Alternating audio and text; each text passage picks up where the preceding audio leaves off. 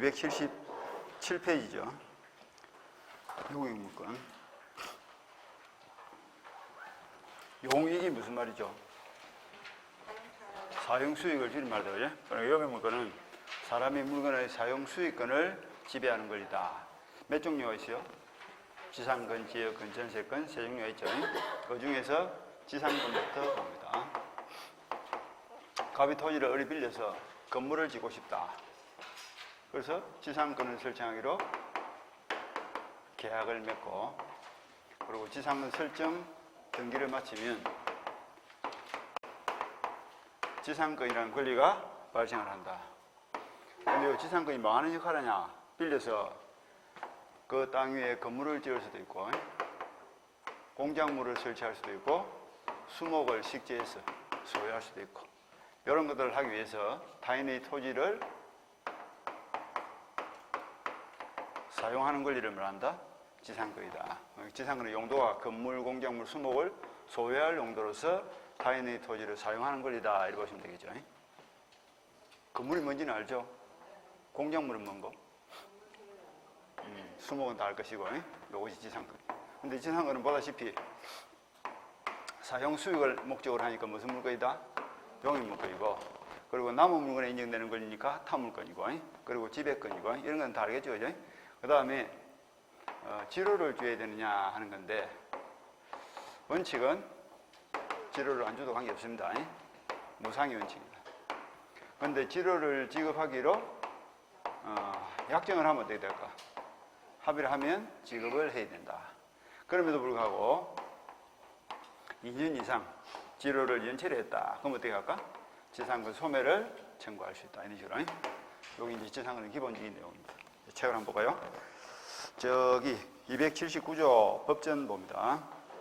지상권자는 타인의 토지에 건물 기타 공작물이나 수목을 소유하기 위하여 줄치고, 그런 물건을 사용하기 위하여 이러면 틀려. 소유하기 위하여. 지금 몇 페이지 하고 있노? 277페이지 하고 있어요. 페이지 똑바로 펴고. 소유하기 위하여 타인의 토지를 뭐한다? 사용하는 권리다. 이렇게 보시면 된다.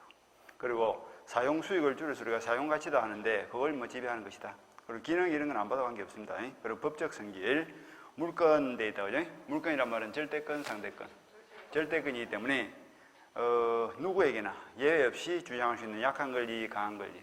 강한 권리이기 때문에 당연히 뭘 할 수 있다? 양도나 상속이나 담보 제공을 자유롭게 할 수 있다. 이렇게 생각하면 되겠죠. 이거 첫째 줄만 줄치면 돼. 그래서 물권으로서 당연히 양도성과 상속을 아니다. 물권으로서를 어떻게 해석해야 될까? 절대권이기 때문에, 강한 권리이기 때문에, 지상권 설정자의 동의 없이 이런 뜻이죠. 그래서 소유자의 의사에 반하더라도 양도할 수 있다. 소유자가 뭐 거부하더라도 자유롭게 할 수 있다. 이런 뜻입니다. 이렇게 보시면 되고. 그 다음에 넘어와서 타물권, 크게 볼 건 없습니다. 타인의 물건에 인정되는 권리다. 그럼 자기 물건에 지상권이 안 될까요? 공부를 좀 더 하고 나면 이제 되는 것도 있겠죠. 그죠? 지금은 되는 게 안 보이나? 저는 혼동할 때 안 봤잖아요. 혼동할 때. 지상권자가 소유권을 취득하면 지상권을 소멸하죠. 근데 그 지상권이 제3자의 권리 목적인 때는 소멸한다, 안 한다? 그러니까 어떻게? 내 땅에 내가 지상권을 가지는 경우도 예외적으로 있을 수 있겠구만. 근데 원칙은 타물권이다. 이 말이에요. 무조건 타물권이 아니고. 그 다음에 용익물권이고. 그 다음에 4번에 보니까 뭐 하기 위해서? 건물, 공작물, 수목을 소유하기 위해서. 타인의 토지를 사용하려. 이런 것들 뭐 타이틀만 보시면 됩니다. 자, 넘어가서 5번에 지료가 나와 있죠. 그래서 이건 좀 보셔야 되고. 첫째 줄 같은 머리. 지급하는 것이 보통이지만 끊고 줄을 쳐. 지료의 지급은 지상권의 성립 요건이 아니다. 줄치고. 아니기 때문에 지료를 지급하지 않더라도 지상권 설정에는 영향을 미친다, 안 미친다? 안 미친다. 그런데 무상의 지상권이 인정이 되는 원칙입니다. 그래서 약정이 없으면 그냥 무상이에요. 약정을 하면 어떻게 해야 돼? 그때는 지급해야 되고. 그런 것들은 뒤에서 다시 배울 거예요. 임차권과의 비교는 지금 볼 필요 없고, 나중에 천천히 공부 많이 하고 나서 마지막에 보는 겁니다. 넘어가서 지상권의 취득. 280페이지를 봅니다. 지상권의 취득. 취득이나 발생이나 같은 말이다, 다른 말이다? 글자는 다르지만 내용은 같은 거 아닌가? 봐봐라, 이거. 이 첫날, 첫 수업, 제일 첫날 배운 거 아니야? 총칙 배울 때, 제일 첫날. 권리를 변동시키는 원인은 뭐다? 법률행위. 법률행위를 만드는 요소는 당사자, 목적, 의사표시 여기서부터 출발하는 거야. 그래서 권리 변동을 일으키는 모습은 발생, 변경, 소멸에 있다 그러잖아. 이 발생을 다른 말로 뭐라 하더라? 그냥 취득해라. 발생을 다른 말로 취득이라 하죠. 취득에는 뭐가 있다? 원시의 취득성이 이렇게 쭉 본 거 아니야. 그러니까 이걸 지금 보고 있다니까. 무슨 권리가 취득된다 하는 말이나 무슨 권리가 발생된다 하는 말이나 같은 말 아니야. 근데 권리의 발생은 곧 뭐다? 권리 변동을 의미하는 것이고, 권리 변동을 일으키는 원인은 법률 행위를 통해서 권리가 변동되는 경우도 있지만 또 한가 법률의 규정에 의해서 권리가 변동되는 경우도 있다. 이렇게 보면 될 거 아닙니까? 그러니까 여기도 지상권을 이으면 뭐야? 지상권이 취득되는 행태는 법률 행위라는 경우도 있고 법률의 규정이라는 경우. 전세권이 취득되는 모습은 법률 행위도 있고 소유권을 취득하는 방법은 법률 행위도 있고 법률 규정도 있고 어디로 하나 똑같은 이야기 하는 거지? 똑같은 이야기를 하고 있는 거예요. 그래서 1번 법률 행위 줄치고 뭐가 필요하지? 등기가 필요하겠죠. 우리나라 행식주의를 취하기 때문에 민법 186조에 해가지고 법률 행위로 인한 물권 변동은 등기를 해야 되는 거예요. 부동산 물권 변동. 그래서 등기를 해야 된다. 둘째 줄에 그런 말이 보이죠.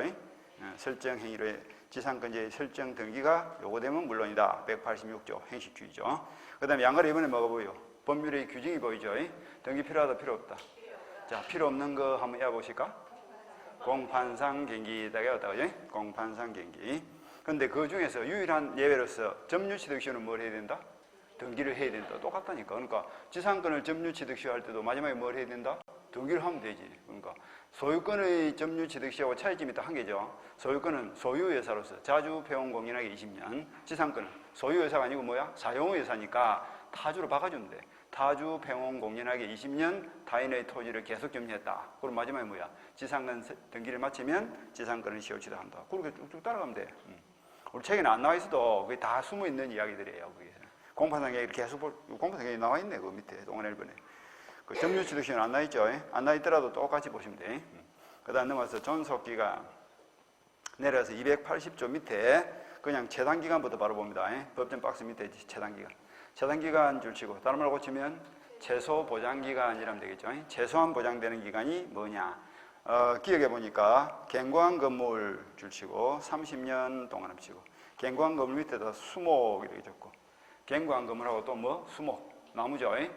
그러니까 갑의 토지를 빌려서 어떤 용도로 사용한다?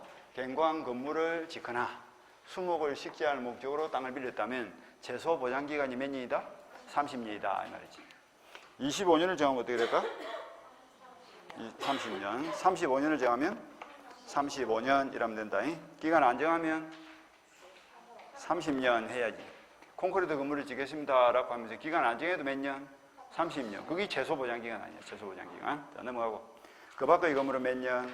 15년 동안 합치고 공작물은 몇 년? 5년 동안 합치고 수목은 아까 몇 년? 30년. 그러니까 갱고한 건물하고 수목은 똑같이 뭐야? 30년이죠. 그걸 보시면 돼요.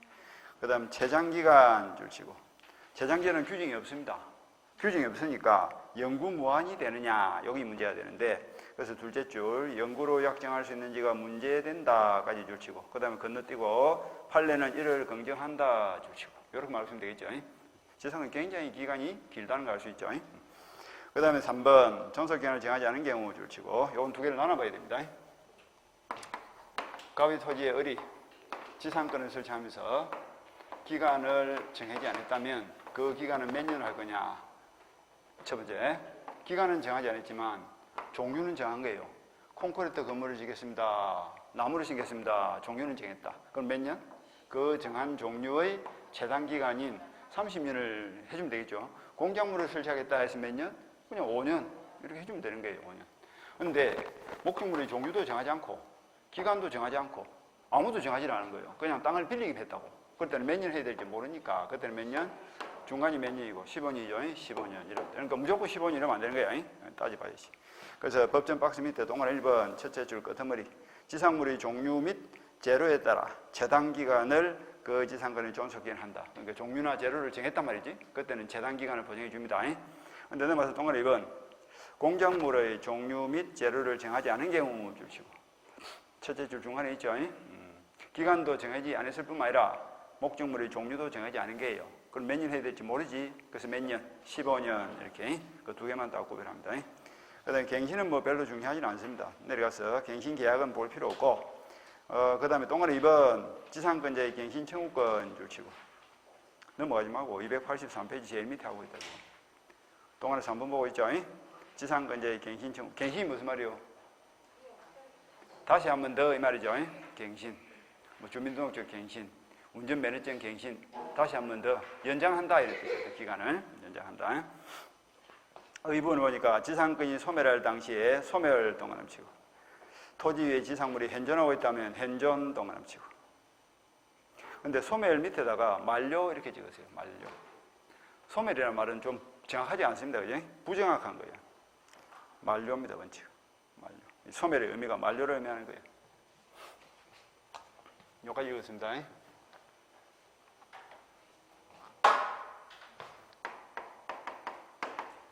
갑의 토지를 어디 빌려서 콘크리트 건물을 짓겠다. 제소기간 몇 년입니까? 30년이죠. 근데 이 30년 기간이 뭐가 됐다? 만료가 됐다. 만료가 될 당시에 지상시설물이 현존하고 있더라. 그럴 때는 지상권자가 뭘 할 수 있다?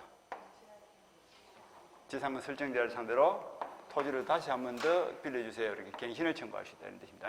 그러니까 갱신을 청구하기 위한 전제 조건이 뭐죠? 기간이 일단 만료가 돼야 돼. 만료가 무슨 말이에요? 종료는 무슨 말이에요, 그러면? 소멸은 무슨 말이에요? 이것도 없어지고, 이것도 없어지고, 이것도 다 없어지네, 그러면? 만료와 종료는 좀 의미가 다르죠? 종료는 그냥 끝났다는 뜻이고, 만료는 만기가 돼서 끝났다 이렇게 답을 해야 될까 이거 이 글자를 읽어야 되는데 이 쪼갤 줄은 모르네 자꾸 글자를 쪼개면서 읽어야 돼. 만기가 돼서 끝나면 만료고 만기가 돼서 끝나도 종료고 중간에 끝나도 종료고 종료는 개념이 크잖아 지금 포괄적 개념이고 얘는 구체적인 만료를 의미한다. 그러니까 우리 책에는 지금 소멸돼 있죠. 소멸이나 종료나 만료나 그게 비슷비슷하게 보이는데 그게 비슷한 게 아니라니까. 그러니까 소멸의 의미는 뭐라고? 만료를 의미하는 거야. 그러니까 중간에 아까 2년 이상 기로를 연체돼가지고 끝났다. 이때는 갱신을 청구한다, 뭐 한다. 갱신 청구 못 하는 거예요, 이거는. 만료가 아니잖아, 이거는. 중간에 끝났으니까. 만기가 돼서 끝나야 된다니까. 만료가 됐을 때, 그리고 지상시설물이 현존하고 있다는 전제하에 갱신을 청구한다. 그러니까 소멸의 의미는 뭐라? 만료를 의미한다. 만료. 그래서 그 밑에 줄, 갱신을 청구한다. 마지막 줄만 줄치면 돼요. 이러한 경우에는 지상권자가 계약의 갱신을 청구할 수 있도록 하고 있다까지 읽었습니다. 뒤에 다시 놓을 거예요. 넘어갑니다. 갱신을 청구했는데 저기 넘어가서 디귿을 보세요. 디귿의 B번, 동안의 B번. 갱신 청구는 순수한 청구권이다 줄치고 청구권이기 때문에 청구를 받은 지상권 설정자가 선택을 할 수 있습니다. 갱신을 해줄 수도 있고 안 해줄 수도 있고 해주면 어떻게 될까? 계속 사용하면 될 것이고 그런데 거절을 해버렸어. 더 이상 땅을 못 빌려드립니다. 거절했다고. 그럼 우리 뭘 한다고? 그렇다면 더 이상 빌려주기 싫으면 어떻게 하라고? 당신 땅 위에 있는 내 건물을 사세요 라고 지상물을 매수할 것을 청구할 수 있습니다. 그런데 이거는 말은 청구권이다라고 표현을 하고 있지만 행성권이다. 행성권, 성질이. 행성권이 무슨 말이에요? 일방적으로 하고 상대방 선택권이 없다죠. 그래서 어디 일방적으로 건물 사세요 이런 값은 선택권이 없이 자동적으로 매매 계약이 체결되고 매매 대금 얼마 주면 될까요? 시가상대원을 준다. 그 시가에 대한 다툼이 있으면 어떻게 할까? 법원이 정한다. 이러면 돼요. 시가에 다툼이 있을 거 아니야. 시가는 정해진 게 아니니까. 그래서 그 12번이 중요합니다. 12번.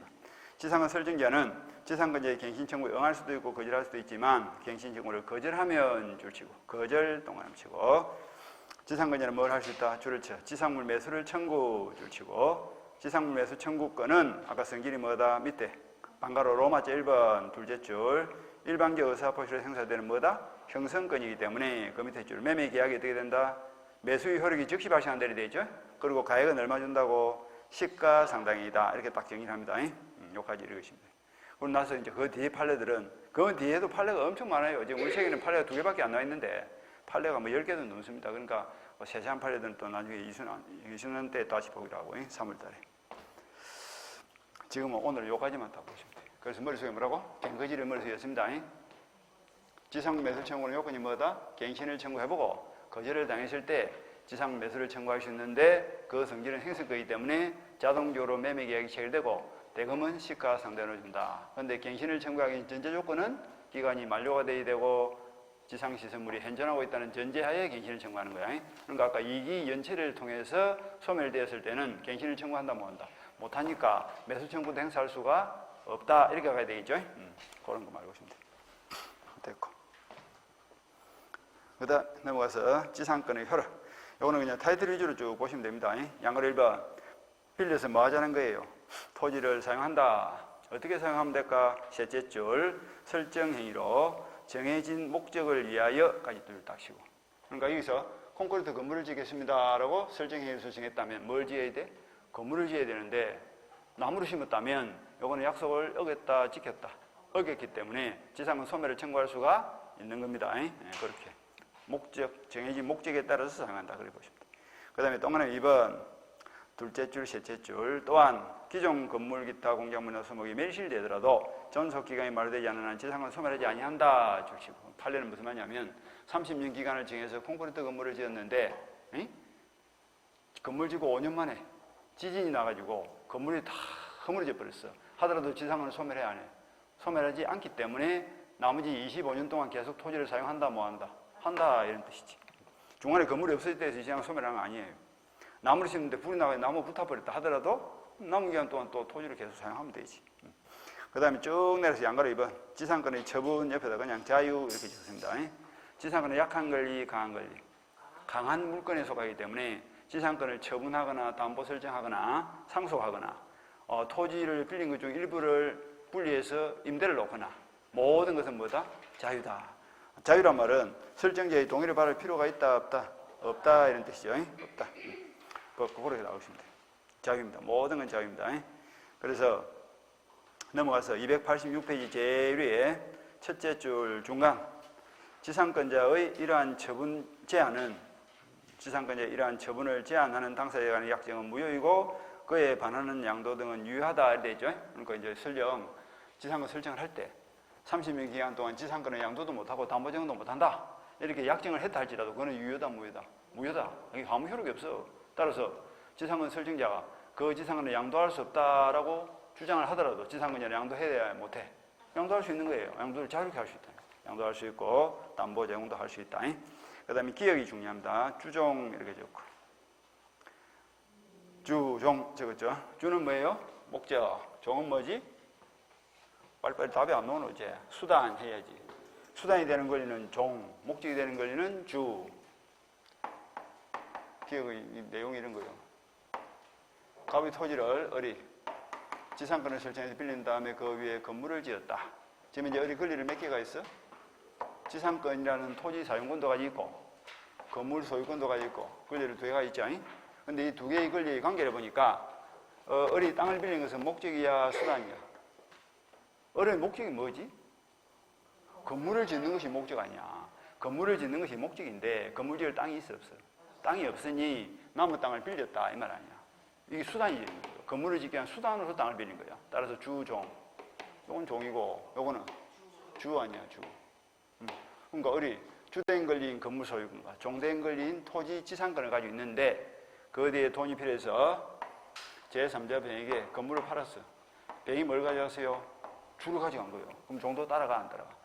주가 넘어가면 종도 따라간다. 그래서 지상권이라는 종도 따라간다. 그래서 건물을 매매하는 그 합의 속에는 뭐도 포함되어 있다? 지상권 이전의 합의도 포함되어 있는 것이 당연, 부당연?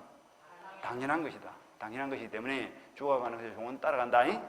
여기까지 원칙. 근데 안 따라가는 경우도 있어. 그러니까 한 바퀴 돌릴 때는 뭐야? 원칙을 잘 알고 있대. 원칙. 따라간다, 안 따라간다? 따라간다. 일단 거기 머릿속에 확 박혀야 돼. 그러나 원칙을 딱 머릿속에 외워야. 그 다음에 예외를 했을 때 안 헷갈린다고. 원칙과 예외가 분명히 구별이 돼야 됩니다. 주종관계 딱 적고. 그래서 주로 한번 쳐볼까? 지상권 양도는 통상 목적 토지에 있는 건물 기타 지상물과 함께 행해진 내리되죠. 함께 행해진다는 것이 주가 가면 종 따라간다 이런 뜻입니다. 따라간다. 근데 그 밑에 작은 글씨에 보니까 그렇다 해서 지상물과 별도로 지상권만 양도할 수 없다는 의미는 아니다 이래 되죠. 그게 예외적인 현상이야. 원칙은 따라가는 게 원칙이에요. 그래서 따라가는 게 원칙인데 꼭 안 따라가도 관계없다. 예외적인 판입니다. 그 다음에 니은은 중요한 판인데 3월달에 보고요. 그 다음에 넘어서 지로 직업 의무 동아리 1번 봅니다. 기억. 지로는 지상권은 요소가 아니어서 주시고, 이 앞에서도 봤죠, 그죠? 지상권 설정할 때 꼭 지로를 줘야 됩니까? 안 줘도 관계없어. 그래서 무상한 지상권도 활용이 되는데, 셋째 줄, 지급할 것을 약정한 경우 줄치고, 이때는 줘야 돼, 안 줘야 돼? 지급청구권이 발생한다. 그리고 지로는 꼭 금전으로 줄 필요는 없습니다. 논을 빌렸으면 쌀을 줘도 관계없고, 밭을 빌렸으면 콩을 줘도 관계없어.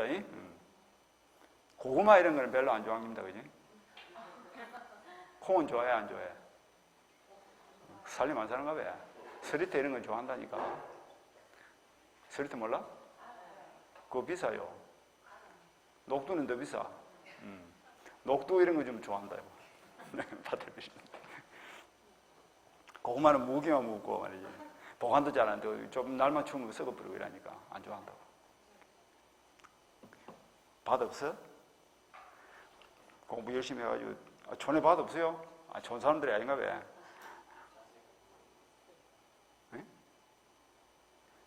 그 니은을 봐봐라. 니은에 지로를 지급하기라면 지급해야 되는데 꼭 금전을 줄 필요는 없다 했죠. 공물을 주거나 뭐 다른 걸 줘도 관계없습니다. 그 다음에 니은의 셋째 줄, 둘째 줄. 지로 지급을 등기를 하면 제3자에게 대항할 수 있다 없다? 대항할 수 있다. 등기된 지로의 약정은 이를 제3자에 대해서 효력할 수 있다. 대항할 수 있다 되죠. 그 말이에요. 지로를 매년 1,000만 원씩 주기로 했다. 근데 그 뒤에 지상권이 팔려간 거예요.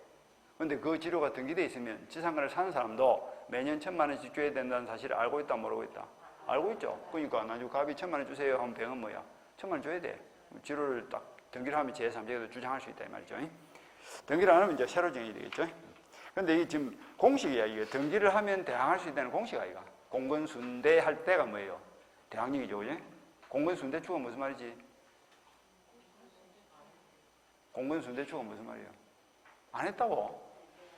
뭘 안 하긴 하네. 내가 증명해볼까? 앞에 등기 효력은 본등기 효력은 딱 적어놨는데 공건순대추. 공은 뭐예요? 공신력 있다 없다? 없다. 권리 변동적 효력은 있다.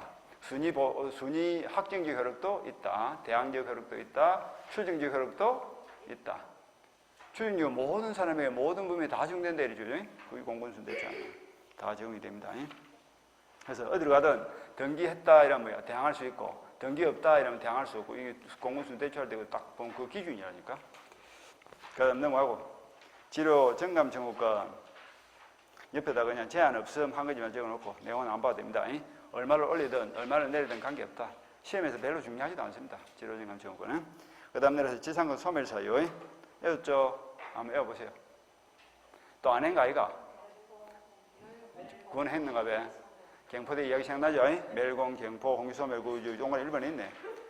그러니까 앞에서 열심히 공부를 하면 뒤로 갈수록 쉽다니까. 앞에 다 배우면 이제 복습하고 있는 거예요, 지금. 그 물건 부분 내가 쉽다고 하는 이유가 앞에 기초가 튼튼하면 물건 부분 그냥 주는 거야, 이거는. 문제가 14문제나 나온다. 근데 어렵진 않아요, 물건 부분. 딱 정해진 규칙이 있거든. 그 규칙만 따라가면 돼. 그 다음, 그 밖의 소멸서도 금방 우리 봤죠? 기억에 줄을 쳐. 지상권 설정자의 소멸 청구. 지로 체납이 되죠, 그게 소멸 청구 사유 아니야. 지로 몇 년? 2년 아이가 2년. 아까 2년 지로를 연체하면 소멸한다 했죠? 그 이야기라니까. 그리고 넘어서 동아리 1번. 여기서 2년 이상 지로를 연체했다는 말은 연달아서 계속 2년을 떠나는 게 아닙니다. 전체 기간 중에서 몇 년? 2년 이런 뜻이에요. 그러니까 매월 지로를 주기로 해서 몇 개월? 24개월 이런 뜻이야. 그럼 그 24개월을 연속해서 미룰 필요는 없고 한 달 줬다가 또 안 줬다가 한 달 줬다가 안 줬다가 안 주고 딱 버티고 있는 기간이 24개월이 되면 소멸한다 이런 뜻이죠. 그 정도 일단 보고. 그 다음에 니은에 보니까 지상권이 포기되어 있죠. 멜공, 경포 할 때 포가 뭐예요? 포기 아니야. 그러니까 무슨 권리든 포기하면 소멸해 안 해? 소멸한다 이러면 되겠지. 그 다음에 양가랩은 지상권 소멸의 효과. 소멸하면 이제 어떻게 해야 될까? 돌려줘야지. 토지를 돌려주면 되겠지. 돌려줄 때 깨끗하게 돌려줄까? 건물이나 나무가 있는 채로 돌려줄까? 깨끗하게. 그래서 원상 회복해서 원상 복원해서 돌려주면 되겠죠. 그걸 우리가 지상물 수거권 내지는 수거 의무를 진다 이렇게 표현합니다. 지상물 수거 의무 하는 말이 그런 뜻이에요. 그래서 그 동안 1번을 보니까 지상권자는 토지를 원상으로 회복하여 지상권 설정지에게 반환할 의무를 진다. 이것이 그 밑에 법전에 보니까 285조에 수거 의무 하는 말이 보이죠? 그런 뜻이에요. 수거 의무. 그런데 수거해서 나가려 하는데 이제 건물을 이제 철거, 어리 32개에 끝났어. 더 이상 토지를 사용하기 싫어. 그럼 여기 건물을 철거하고 나가야 되겠죠?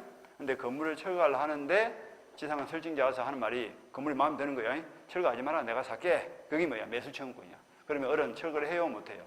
못해. 반드시 팔고 나가야 됩니다. 이 성질은 뭐라고? 형성권이다. 그것이 매수 청구권이야. 매수 청구권. 그래서 그 법전에 한번 보세요. 법전 2항에 보니까 전항의 경우에 지상은 설정자가 줄치고 상당한 가액을 제공하여 공작물 수목의 매수를 청구한 때에 줄치고 이거는 성질이 뭐라고? 형성권이기 때문에 지상권자는 정당한 이유 없이 거절을 한다 못 한다. 너한테는 막 기분 나빠 못 판다 이게 안 되는 거야. 땅 주인이 마음에 안 들어가지고 못 판다 이게는 안 된다고. 팔고 나가야 돼. 넘어가고. 기억이 똑같은 이야기입니다. 지상권자의 지상물 수거권. 수거권 위에다가 수거 의무 이렇게 적으세요. 이거는 권리이면서 동시에 의무야. 지상권자 입장에서는 내 나무를, 내 건물을, 내 공작물을 가져가는 것은 뭐야? 내 거니까 가져간다는 측면에서는 그건 권리죠. 그렇지만 토지 소유자 입장에 볼 때는 뭐야? 깨끗하게 청소를 해주고 나가야 된다는 점에서는 뭐야? 의무이기도 하는 거야. 수거를 해야 될 의무도 있고 수거해 나갈 권리도 있고 이게 권리이면서 동시에 의무입니다. 실제로 법정상은 수거 의무돼 있죠, 그죠? 아까 이제 법정상 수거 의무돼 있더라 이거. 수거 의무야. 보는 측면에 따라서 의무일 수도 있고 권리일 수도 있다는 뜻이죠. 근데 B번에 수거를 하려 하는데 토지 소유자가 뭐랬다고? 상당한 가액을 제공하여 매수를 청구하면 뭐 거절할 수 없다. 하여튼 책은 조금 빼다게. 정당한 이유가 있으면 거절할 수 있다 돼 있죠? 법전에는 뭐라 돼 있더라 아까? 정당한 이유가 없으면 거절할 수 없다 돼 있죠? 헷갈리지 않도록 조심하세요. 그러니까 공부를 할 때는 뭐 하면 될까? 법전대로 하는 게 좋아. 정당한 이유가 없으면 거절할 수 없다. 팔고 나가야 된다. 이렇게 알고 있는 게 좋습니다. 책이 약간 좀 반항기가 있네. 그 다음 니은에 체크하고 니은이 중요합니다. 지상권자의 지상 매수 청구권 이것도 봤죠? 어제? 옆에다 뭐라 적을까? 갠거지 이렇게 적어. 갠거지. 그게 갠거지 아니야. 갠거지. 여기 있네요. 갠거지. 아까 다 봤던 거 아니야 이거. 기간이 끝났는데 지상 시세만 현존하고 있고 갱신을 청구했는데 거절을 당하면 지상권자도 뭘 할 수 있다가 사세요 할 수 있다니까. 지상권 설정자도 매수 청구를 할 수 있지만 지상권자도 뭘 할 수 있다? 팔고 나갈 수 있다니까. 매수 청구를 할 수 있는데 그 매수 청구를 할 수 있는 전제 조건이 뭐라고? 갱거지다 이 말 아니야. 갱거지. 갱신을 청구하고 거절을 당하면 팔고 나간다. 앞에 다 봤던 거예요. 근데 니은은 막 쓸데없는 소리만 쭉 적어놔서 이거 볼 필요 없고 그냥 갱거지 이렇게 딱 하시면 돼. 그게 갱거지야. 그 다음에 비용상한 청구권 줄치고 비용상한 청구권. 비용은 딱 두 개밖에 없죠. 이건 어디서 본 거예요 우리가? 점유자와 회복자 할 때 봤죠? 가수는 생각나야지. 비용이라면 가수이 딱 떠올라야 돼. 농약 비료대가 뭐지? 필요비. 길 닦는 비용은 뭐지? 유익비. 똑같다니까. 근데 지상권자는 필요비는 못 받아갑니다. 왜 그러냐면 땅을 빌려서 30년간 건물을 지었는데 장마철에 비가 많이 와가지고 축대 일부가 허물어내린 거야. 축대가 허물어졌다고. 그럼 이 보수공사해야 될 거 아니야. 무슨 비? 필요비. 유지 관리에 들어가는 비용이 필요비 아니야. 이건 누가 부담해야 돼? 지상권자가. 땅을 빌린 사람이 토지가 허물어지면 고쳐가면서 사용해야 되기 때문에 이거는 받아간다 못 받아간다. 이건 자기가 부담해야 될 비용이니까 못 받아가. 그런데 땅을 빌리는데 길이 없어. 그런데 지상권자가 길을 닦았다. 50만 원 들었다. 땅값이 7천만 올랐다. 이건 뭐지? 유익비. 그때 본 거와 똑같죠, 그죠? 정가된 가치가 현존한다는 전제하에 회복자의 선택에 따라서 투입 비용 또는 정가된 가치를 받아간다. 근데 돈 안 주면 나도 토지 돌려줘, 안 돌려줘? 안 돌려줘 버티는 걸려 뭐지? 유치권. 똑같다. 비용이 너무 딱 그걸 내다가 대면 되는 거야. 그 다음에 구분지상권은 3월달 기회 있으면 보고, 분명이지권도 마찬가지고 그렇게 중요하지는 않습니다. 넘어가서 293페이지. 간섭법상의 법정지상권 옆에다가 페이지를 하나 적고 358페이지 적고 그냥 법정지상권 이렇게 적어. 법정지상권. 저당권으로 넘어가서 이제 볼 거예요. 법정지상권. 법정지상이 두 개인데 하나는 법률에서 인정하는 법지권이 있고 하나는 간접권이 있습니다. 그래서 358페이지 넘어갑니다.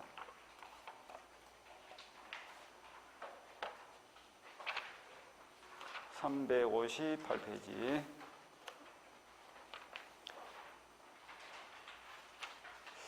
법정지상권 찾았습니까? 법정 그 앞에다가 페이지 적어. 293페이지 적고. 서로 이제 왔다 갔다 하면서 보는 거예요. 293페이지. 그걸 이제 두 개를 동시에 적으면 좋은데, 이게 따로 떼놓으니까 좀 헷갈리게 해놔. 딱 붙여서 300 같이 붙여. 법정 이상은 굉장히 중요한 거예요. 매년 노는 거예요. 매년 노는데 상당히 어려워요. 이 두 개가 막 헷갈리기도 하고. 그리고 소위 중개사가 됐다면 법정 이상은 꼭 알아야 될까 몰라도 될까? 법정 이상은 반드시 알아야 돼. 이게 큰 도움이 될 수도 있지만 잘못하면 큰 화가 될 수도 있는 거기 때문에 정확하게 알고 있어야 됩니다.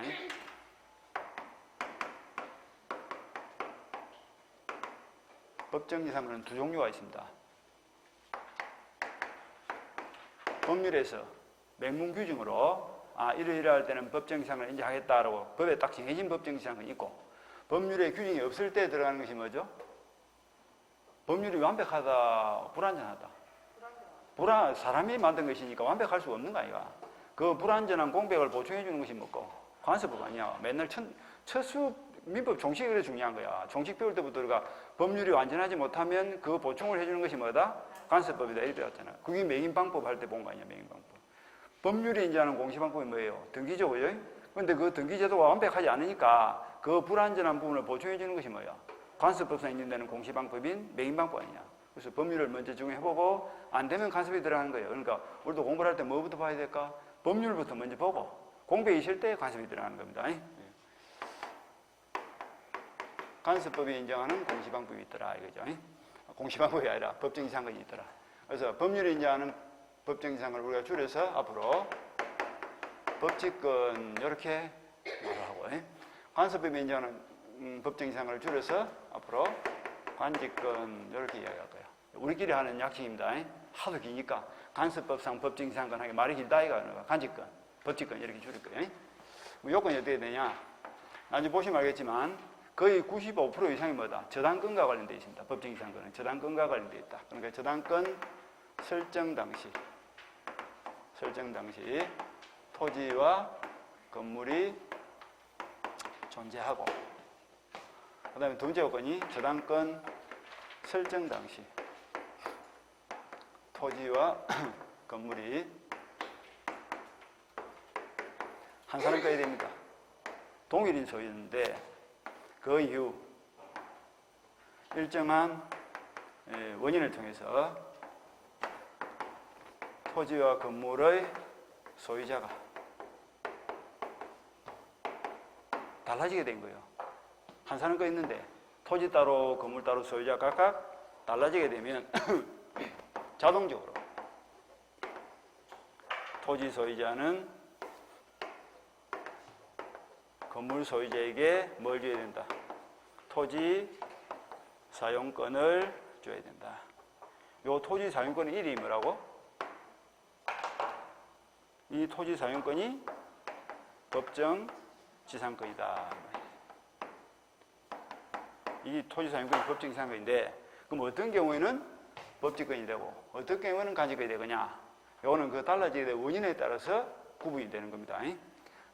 동일인 소유를 있다가 토지 따로 건물 따로 각각 소유자가 달라지게 된 원인이 전세권, 저당권, 가등기담보, 임목저당으로 달라졌을 때 건물 소유자가 가지는 그 토지 사용권을 말한다? 법직권.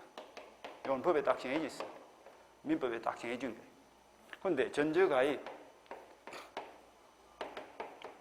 이 외의 사유를 통해서 토지와 건물의 소유자가 달라졌을 때 건물 소유자가 가지는 그 토지 사용권을 말한다? 관직권. 요거는 법률에 규정은 없습니다. 없지만 우리 판례가 인정하는 것이 관직권이에요. 요즘에 판례를 통해서 인정되는 게 관직권이다. 그런데 이 중에서도 법정 지상권의 거의 95% 이상이 뭐다? 저당권과 관련된 거예요. 저당권입니다. 그리고 전세권, 저당권, 가등기담보, 임목저당은 전부 다 뭐야? 설정행위죠. 그러니까 기준점이 뭐다? 설정 당시를 기준합니다. 그런데 전저가입 이외의 사유라는 것은 매매, 정려, 교환, 상소, 강제집행, 무슨 공유물 분할, 사유도 부지기수로 많아. 그 많은 걸 우리가 외울 필요가 없고, 그래서 항상 우리는 민법 위법법 구조로 되어 있기 때문에 한쪽만 보면 돼. 전저가입이냐, 아니냐만 보면 되겠죠. 전저가입으로 달라지면 뭐지? 법직권이고, 그 아닌 사유로 달라지면 그게 매매인지 정려인지 구별할 필요 없이 뭐가 된다? 관직권인데, 매매 정려는 설정이다, 처부이다. 처분이잖아, 처분. 매매는 사고 팔고 넘겨주고 하는 거기 때문에 기준점이 처분입니다. 관직권은 처분 당시 토지와 건물이 존재하고, 처분 당시 토지와 건물이 동일인 소유였는데 그 뒤 전저가입이 아닌 사유로 토지와 건물의 사유가 달라지면 건물 소유자가 토지 사용권을 가지는데 그걸 말한다? 간접거래다. 이렇게 표현하는 거예요. 그런데 차이점은 법칙권은 강행 규정이기 때문에 당사자가 건물 철거 약정을 하더라도 무조건 인정이 됩니다. 그런데 간접권은 임의 규정에 불과하기 때문에 건물 철거 약정이 없어야 됩니다. 간접권은 건물 철거 약정이 없을 때에만 인정되는 그런 법정 이상권 차이점이 오고요. 철거 약정이 없을 때만 인정된다. 요 가지가 법정 이상권의 기본 구조입니다. 기본 구조다. 여기 딱 오십니다. 요걸 가지고 이제 연습을 합니다. 오늘 기본을 튼튼하게 딱 잡고 가십니다. 우리 책에는 이제 법정 이상권이 굉장히 부실하게 돼 있어요. 근데 사실은 양이 상당히 많은 파트인데 이건 굉장히 적게 돼 있다. 그죠? 갑열로부터 1억을 빌리고 자신의 건물에다가 3월 1일 날 저당권을 설정해 줬습니다. 그러니까 3월 1일 저당권 설정 당시 토지와 건물이 존재하고 동일한 소유다 이 말이죠. 근데 10월 1일 날 변제를 하기로 했는데 변제를 안 한 거예요. 그럼 돈을 빌려준 채권자가 채무자를 가만 안 놔두겠죠. 그 저당권이 설정된 요 토지를 어떤다? 안 갚으면 개매를 넣을 거 아닙니까? 저당권을 설정했단 말이 무슨 말이에요? 갑이 자신이 토지 소유권을 구성하는 세 가지 구성 요소 중에서 뭘 줬다? 을에게 저문권을 맡겼단 말이지. 그러니까 변제를 안 하면 을이 어떻게 한다?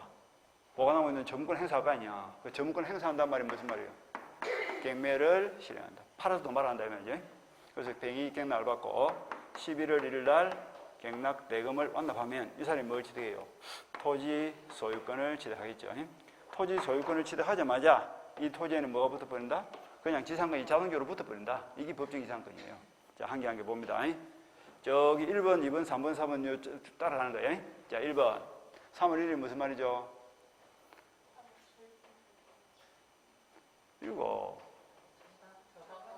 이게 안 보이나?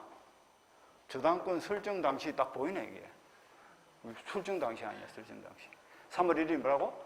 저당권 설정 당시 토지와 건물이 존재하고 저당권 설정 당시 토지와 건물이 동일인 소유였는데 10월 1일 뭡니까 이게? 전저가입 중에서 저당권이죠? 저당권 실행을 통해서 이 저당권 실행 아니야. 저당권 실행을 통해서 11월 1일 뭐요? 빼빼로 데이야? 뭐야 이거 11월 1일 갱락대금을 납부한 때가 무슨 말이냐고? 토지와 건물이 아니 그러니까 내가 지금 뭘 물어보냐 요걸 물어본다요. 요대로 답을 해주라니까. 의도를 모르네 이 사람들이 참으로.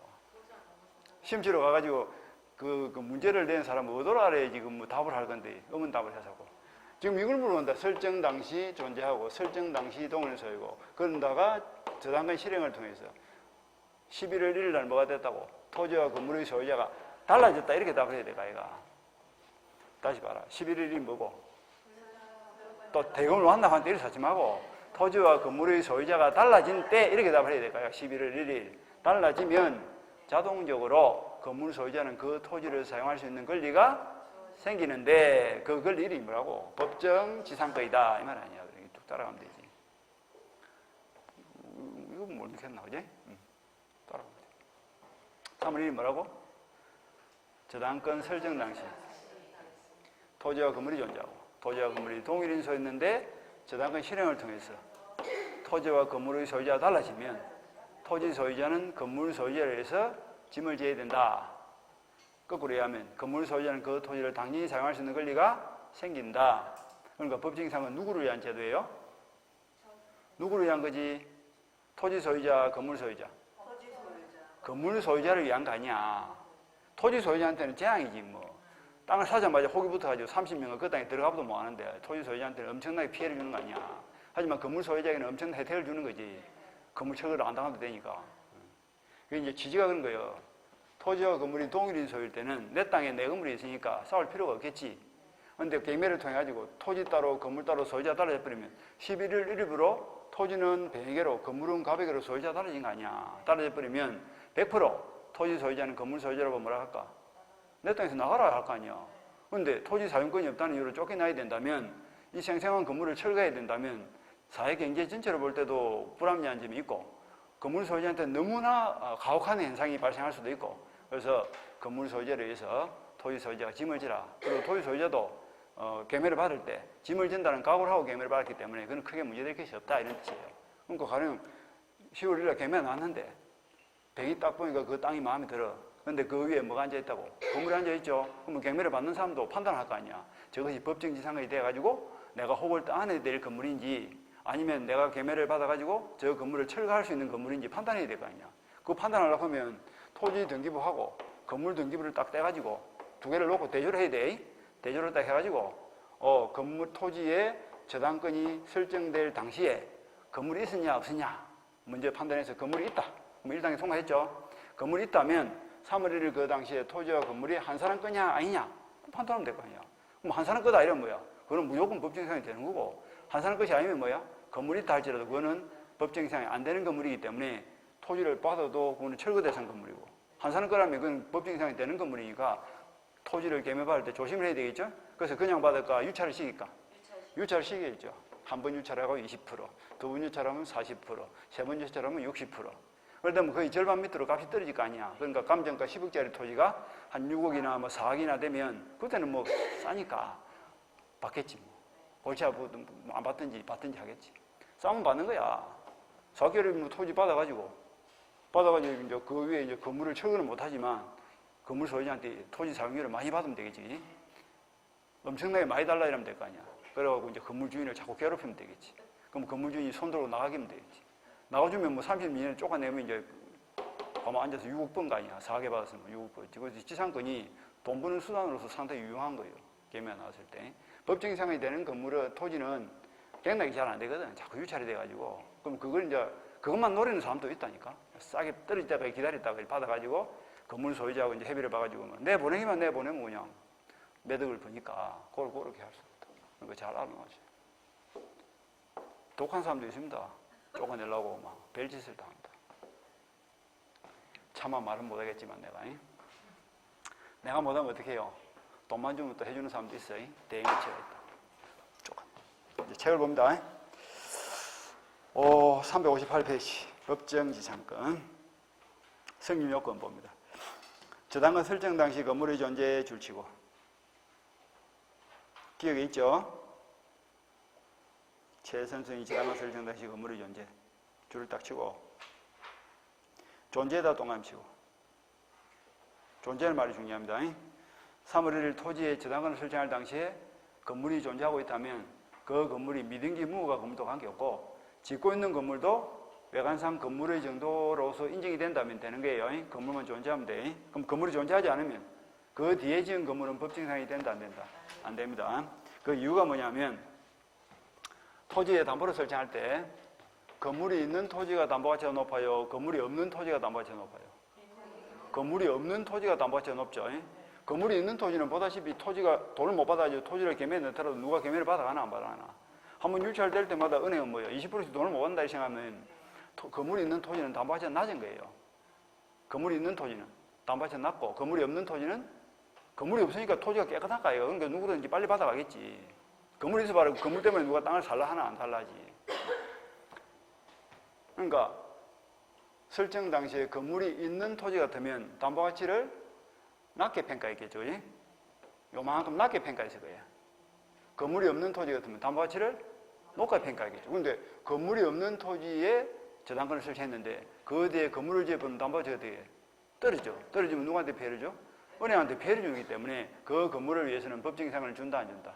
토지 사용권 안 주는 거야. 보호를 안 해주는 거야. 이 건물은 철거 대상입니다. 그래야 이 계매가 들어갈까 유찰이 안 될 거 아니야. 그래야 은행이 돈을 받아야지. 그래서 저당권 설정 당시를 기준으로 담보가치를 평가할 때 건물이 있는 땅은 애당초 담보가치가 낮으니까 건물이라는 지장물을 예상하고 저당권 설정했으니까 그때는 법정이상을 인정해 주더라도 저당권자가 피해를 보는 것이 아닙니다. 애당초 낮게 평가했으니까. 그런데 건물이 없는 토지를 담보가치를 높게 평가했는데 그 뒤에 건물을 지었고 그 뒤에 지은 건물에도 법정이상을 인정해버린다면 은행이 피해를 본다고. 담보가치가 떨어지는 피해를 보기 때문에 그래서 법정이상을 준다 안 준다? 안 준다. 그래서 법정지상권은 건물 설정 당시에 물건이 있어야 됩니다. 그 설정 당시에 어떤 나대지에 그 이후에 건물을 지었다면 법정이 안 되는 거예요. 그래서 그 셋째 줄에 보세요. 따라서 나대지에 저당권이 설정된 후 건물이 건축된 경우 법정이상은 돼 안 돼? 안 되죠. 그죠? 그 다음 B번도 마찬가지입니다. 나대지에 대한 저당권이 설정 줄치고, 저당권 설정 당시에 나대지죠? 건물이 있어 없어? 없죠. 법정상 돼 안 돼? 안 된다 해야지. 무조건 안 되는 거야. 머리를 굴리지 마. 이 부분은 그냥 단순해야 돼 조금. 저당권 설정 당시에 건물이 있으면 법정상 되고, 건물이 없으면 무조건 안 되는 거예요. 그러니까 나대지에 저당권을 설정할 때는 법정상 무조건 안 돼요. 그 뒤에 지은 건물은 동의를 받아 지었건 뭐 따질 필요 없다니까 무조건 안 되는 거야. 넘어가고 359페이지 법정 판례 박스를 봅니다. 첫 번째 판례. 토지에 관한 저당권 설정 당시 소유자에 의하여 줄을 쳐 지상의 건물이 건축 중 줄치고, 지금 건물이 있어요 없어요? 있는지 없는지 몰라. 지금 건축 중이라. 건축 중인데 그 정도가 개후 기초공사만 상태라면 그건 건물이다 아니다? 건물이 아닌 거예요. 그런데 밑에 보니까 법정상에 있는 건물의 요건 및 줄을 쳐 건물의 요건을 갖췄다. 이게 무슨 말입니까? 기둥과 지붕과 벽을 갖췄단 말이죠. 그리고 미등기이더라도 이건 무슨 말이야? 건물이 있는데 등기가 안 돼 있단 말이죠. 법정상 돼 안 돼? 되는 거예요. 그래서 적극 돼 있다. 그죠? 그러면 밑에 까만 글씨 셋째 줄에 보니까 저당권을 설정할 당시에 건물의 규모 종류가 외행상 예상할 수 있는 정도까지 건축이 진전되어 있었다 하는 말 보이죠? 건물로 본다 안 본다? 이건 건물로 본다는 뜻입니다. 그래서 그 밑에 줄은 뭐 기둥과 지붕과 벽을 갖추면 완공되기 전의 건물이라 할지라도 법정 이상까지 된다 안 된다? 된다는 거예요. 그다음 그 밑에 판례 366조 법정지상권은 그렇죠. 저당권 설정 당시 건물과 재건축 또는 신축 동그라미치고 건물 사이에 동일성이 없어도 줄치고 성립하는 여부 적극되어 있죠. 그리고 존속기간 및 범위 등은 구 건물을 기준한다. 그게 무슨 말인가 이제 봅시다. 저당권 설정 당시에만 건물이 있으면 되는 거예요. 그 뒤에는 건물이 없어지면 관계없어. 다시 볼까? 3월 1일 저당권 설정 당시에 건물이 있었어. 근데 그 건물이 4월 1일 날 불이 나가지고 소실돼 버렸어. 불타버린 그 자리에다 6월 1일 날 건물을 신축했다. 요 신축된 건물도 법정지상권에서 보호가 된다 안 된다? 보호가 된다. 법정지상이 된다는 것은 건물이 보호가 된다는 뜻이고, 법정지상이 안 되는 것은 건물이 철거 대상이 되면 아닙니까? 그럼 왜 신축 건물도 법정지상을 인정해 주냐?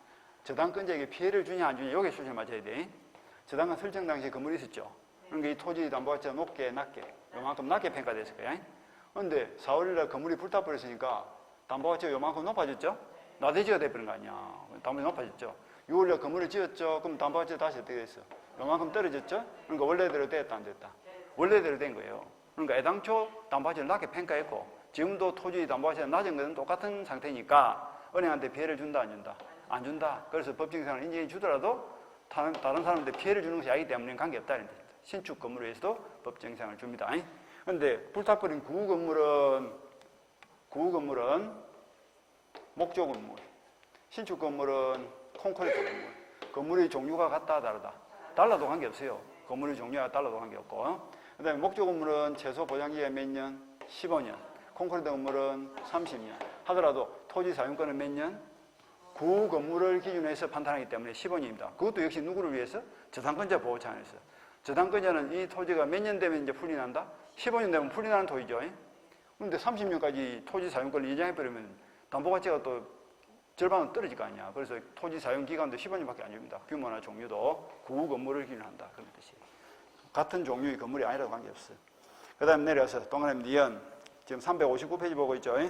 저당권 설정 당시 줄치고 토지와 건물이 동일한 소유자에 속할 것 줄치고 동일한 소유죠.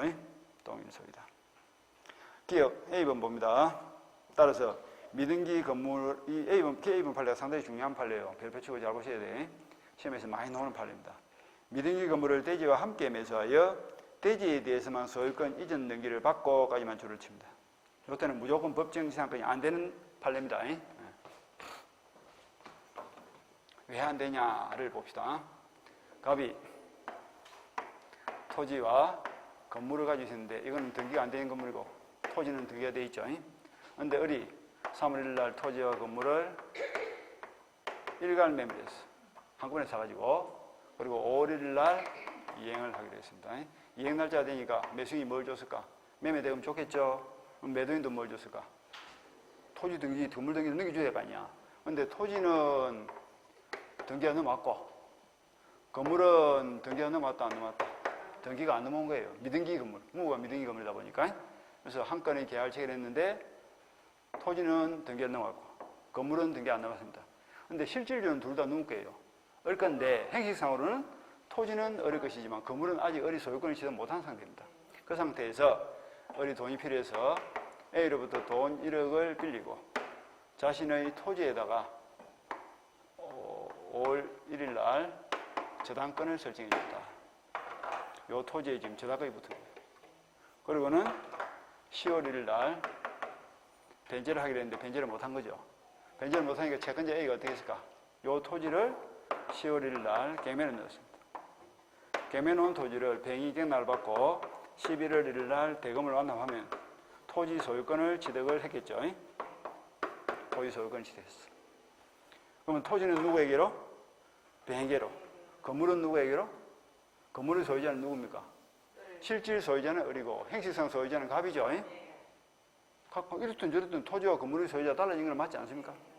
달라졌다면 이 토지 위에 있는 건물을 위해서 법정이상을 인정할 거냐? 이게 지금 문제 아닙니까? 근데 법정이 돼야 안 돼. 이거는 법정이상 안 되는 거예요. 왜 안 될까? 저당권 설정 당시를 봐. 매달 며칠입니까? 5월 1일이에요. 저당권 설정 당시 토지는 누구 거예요? 을이 거죠. 을이 완전한 소유권 취득했고 건물은 누구 거예요? 갑을 거야. 설정 당시에 토지와 건물이 동일인 소유가 아니기 때문에 이거는 그 뒤에 어떤 현상이 발생하더라도 법정 이상이 된다 안 된다? 안 된다 하면 안 되기 때문에 경매받은 토지 소유자가 건물 철거를 청구하면 건물은 철거 대상이다 아니다. 철거를 해야 됩니다. 철거 대상이다 이런 뜻입니다. 법정 이상이 안 되는 거예요. 그래서 대지에 저당권을 설정했으면 저당권 설정자가 건물의 소유자가 아니었으므로 이 요건을 충족하지 못한다. 요건을 충족하지 못한다 무슨 말입니까? 법정 이상이 된다 안 된다? 안 된다. 그 다음 넘어가시고 그 다음 디귿은 크게 볼 거 없고 저당권 설정을 뭐 토지하든 건물하든 관계없습니다. 그 다음 리얼 경매로 인하여 소유자가 달라질 거 줄치고 경매로 인하여가 무슨 말입니까? 저당권 실행으로 인하여 이 말이죠.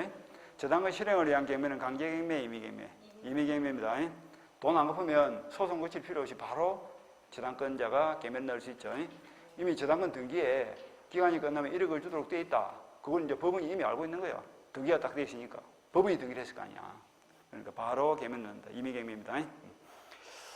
그래서 임의경매, 담보권 실행경매에 한한다는 말이 임의경매에 한한다 이런 뜻입니다. 그 다음에 성립 시기와 공시 되어 있는데 법정상에 성립되는 시기는 줄치고 언제입니까? 토지와 건물의 소유자가 달라진 때 아이가. 토지와 건물의 소유자가 달라진 때가 언제입니까? 매각대금 완납시죠. 아까 11월 1일 아닙니까? 11월 1일. 매각대금 완납한 때 줄치고. 그리고 등기 필요해요? 필요 없어요? 법정이니까 등기 필요 없죠. 등기 필요 없다. 그 다음에 효과는 일반적인 지상권과 똑같습니다. 지로는 뭐야? 정하면 정한 대로 주면 되고 기간은 몇 년? 2년 연체하면 소멸할 수 있고 똑같아. 목적은 뭐 용도대로 사용하면 될 것이고 그까지가 법정 지상권입니다. 그 다음에 앞으로 돌아옵니다. 돌아서 293페이지를 펴니다. 그거 보니까 간섭부상 법정에서 나와있죠. 간직권. 이제 법정지상권하고 간직권이 있는데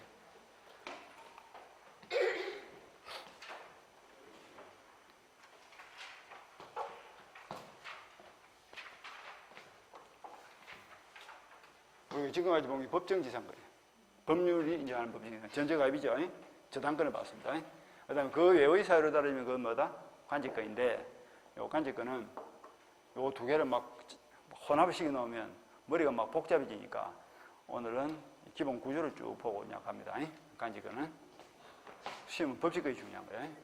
간직권도 간단해요. 헷갈리지 마세요. 갑이 토지와 건물을 소유하고 있다가 이 건물을 매매를 통해서 을에게 팔고 3월 1일 날 건물의 등기를 넘겨줬다. 그러면 등기가 을에게 넘어가는 순간 을이 건물 소유권을 취득하겠죠.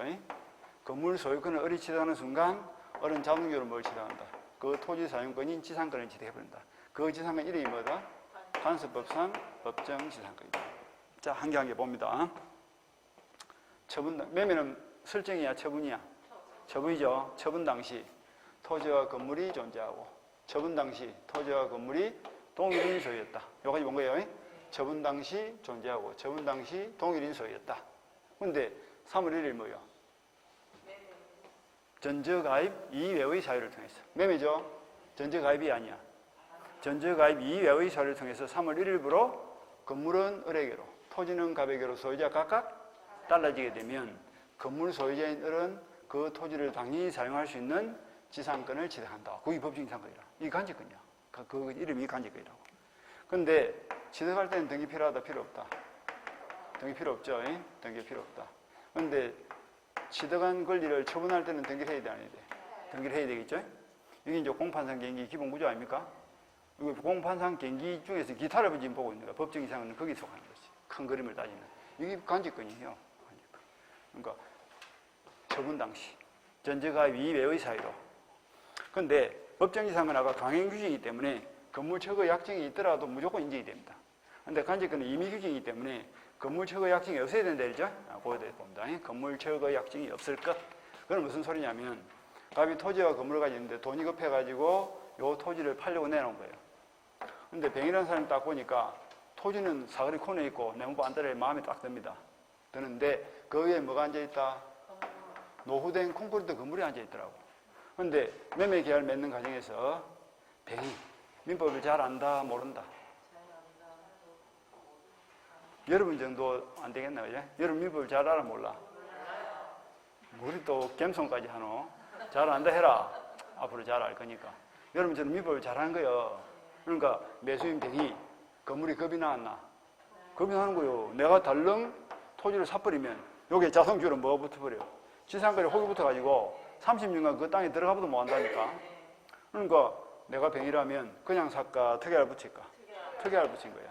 그래서 갑보고 하는 말이, 내가 노후된 건물이지만 콘크리트 건물을 30년 토지 사용권을 줘야 되니까 겁이 나서 내가 못 사겠다. 네가 정 돈이 급하면 그 건물을 철거해 준다라고 약속을 해라. 그럼 내가 땅을 살게. 하니까 갑이 돈이 급해가 말했다고. 오늘 땅만 사면 내가 건물 철거해 줄게 된 거예요. 그래서 건물을 철거하기로 특약을 맺은 거예요. 특약을 맺고 땅을 샀습니다. 그럼 건물 철거 특약을 했다는 것은 건물 소유자 갑이 스스로 당연히 발생하는 토지 사용권을 포기한다, 안 한다? 그건 포기한다는 뜻이에요. 건물을 철거하겠다는, 땅을 사용 안 하겠다는 뜻 아니야. 그래서 이건 건물 토지 사용권을 포기하는 특약을 보기 때문에 그때는 토지와 건물의 소유자 각각 달라지더라도 법정 상황이 된다, 안 된다? 안 된다, 이런 뜻입니다. 그러니까 법 간접권이 인정되기 위해서는 건물 철거 약정이 있어야 될까, 없어야 될까? 없어야 되는 거예요. 건물 철거 약정이 있으면 간접권이 안 되는 거예요. 건물 철거 특약이 없으면 매매를 통해서 토지는 병에게로, 건물은 갑에게로, 소유자가 달라지는 순간 건물 소유자는 그 토지를 당연히 사용할 수 있고, 건물 철거 약정이 있으면 그거는 토지 사용권을 포기하는 걸 보기 때문에 간접권이 안 된다. 이렇게 보면 돼요. 그까지가 뭐, 그걸 나머지는 똑같아요. 이제 봅시다. 의의분부입니다. 간섭부상 법정지상권이랑 걸어먹고, 그 다음 줄을 쳐. 토지와 그 지상의 건물이 동일인에게 속하였다가 매매 기타 원인으로 줄 치면서 가로 딱 묶고, 매매 기타 원인으로를 다른 말로 고치면 전저가입 이외의 사유로, 지금 293페이지 보고 있습니다. 293페이지 제일 밑에. 매매 기타 원인으로 각각 소유자를 달리하게 된 경우에는 줄을 쳐. 건물을 철거한다는 특약이 있으면 없으면? 없으면 해야지. 없으면 넘어가서 건물 철거 특약이 없으면 계속 토지를 사용하겠다, 안 하겠다? 사용하겠다는 뜻이죠. 계속 사용하겠다는 뜻이기 때문에 간섭법에 의해서 건물 소유자에게 인정되는 지상권을 말한다. 그리고 요건 설정 당시야, 처분 당시야. 이건 처분 당시죠. 요즘 보고 있는데 처분 당시. 처분 당시 토지와 건물이 존재하고, 토지와 건물이 뭐라고? 동일인 소유자. 처분 당시에만 동일인 소유면 됩니다. 처음부터 계속 동일인 소유는 필요 없고. 그 다음에 이제 쭉 내려가서 동안의 2번을 보세요. 제일 밑에. 매매 그 밖의 원인으로 가로로 묶고, 그걸 다른 말로 고치면 전저가입 이외의 사유로 말이죠. 이외의 사유로 토지와 건물의 소유자가 다르게 되었을 것. 전세권, 저당권, 가등기담보, 임목저당인데, 가등기담보하고 임목저당은 특별부상 문제이기 때문에 시험이 안 나옵니다. 그러니까 신경 쓸 필요 없고 전저냐 아니냐를 보면 되는데, 전세권도 딱 한 개만 나옵니다. 딱 규칙이 있기 때문에 한 개밖에 없고, 남이 그게 저당권이에요. 그러니까 전저가입 이외의 사유다 하지만 사실은 저당권이 아니냐를 물어보는 거야. 저당권 말고 다른 사유로 소유자가 달라지게 돼야 된다. 그래서 아까 여기서 뭐야, 매매, 정려, 교환 이런 거 봤다, 그죠? 근데 그걸 외울 필요는 없습니다. 그냥 전저가입이 아닌 사유로 이렇게 생각합니다. 그래서 그 뭐 마지막 줄에 판례가 긍정한 원인으로 매매, 대물면제, 정려, 공유물 분할, 그거 말고도 부직수를 많기 때문에 그건 줄도 칠 필요 없고 건드릴 필요도 없어. 그러니까 전제 가입이냐 아니냐만 보면 돼. 그 다음 내면서 동안에서 한번 철거 약정의 부존재 줄 치고 건물 철거 약정이 있어야 돼 없어야 돼? 없어야 됩니다. 부존재에다 동안 딱 치고 건물 철거 약정이 없을 것 이래야 됩니다. 그리고 밑에 효력은 볼 필요 없습니다. 그 일반적인 지상과는 똑같기 때문에. 그 다음에 넘어가시고 지역 요거는 조금 쉬었다가 계속합시다.